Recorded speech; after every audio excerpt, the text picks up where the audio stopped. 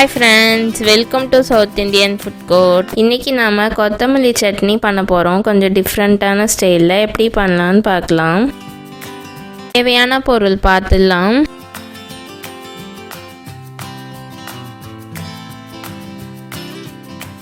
கொத்தமல்லி சட்னி பண்ணுறதுக்கு ஒரு கைப்பிடி அளவு கொத்தமல்லி எடுத்து வச்சுருக்கேன். நல்லா வாஷ் பண்ணிவிட்டு இந்த சைஸ் அளவு தக்காளி எடுத்து வச்சுருக்கேன். தக்காளி கொஞ்சம் அதிகமாக சேர்த்திங்கன்னா தான் உங்களுக்கு புளிப்பு டேஸ்ட்டு நல்லாயிருக்கும். 4 பச்சை மிளகாய் எடுத்து வச்சுருக்கேன். இப்போ இது எல்லாத்தையும் வதக்கிட்டு அரைச்சிக்கலாம். இப்போ ஒரு பேன் வச்சு பேன் ஹீட் ஆனோடனே 2 ஸ்பூன் ஆயில் சேர்த்துக்கலாம்.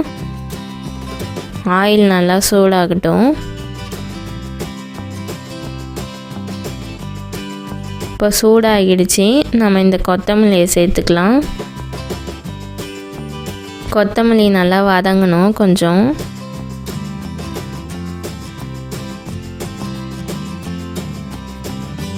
இப்போ வதங்கிடுச்சு. இப்போ இந்த பச்சை மிளகாவை சேர்த்துக்கலாம். இப்போ தக்காளி சேர்த்துக்கலாம். இப்போ இதெல்லாம் சேர்த்து நல்லா சுருண்டு வர வரைக்கும் வதக்கிக்கலாம்.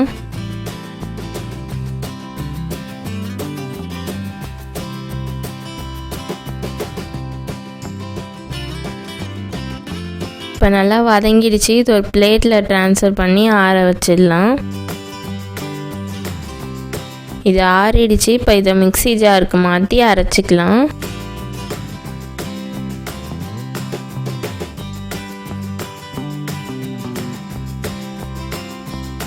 கால் டீஸ்பூன் உப்பு சேர்த்துக்கலாம்.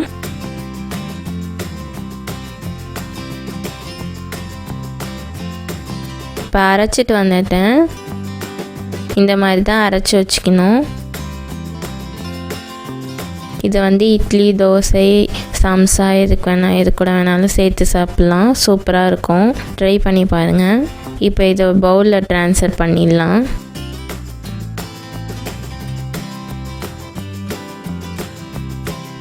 சுவையான கொத்தமல்லி சட்னி ரெடி. இந்த கொத்தமல்லி சட்னி ட்ரை பண்ணி பார்த்துட்டு எப்படி இருந்துச்சுன்னு கமெண்ட் பண்ணுங்கள். இந்த வீடியோ பிடிச்சிருந்துச்சுன்னா லைக் பண்ணுங்கள், ஷேர் பண்ணுங்கள், சப்ஸ்கிரைப் பண்ணுங்கள். மறக்காமல் பெல் ஐக்கானையும் கிளிக் பண்ணிவிடுங்க. தேங்க்யூ, பாய்.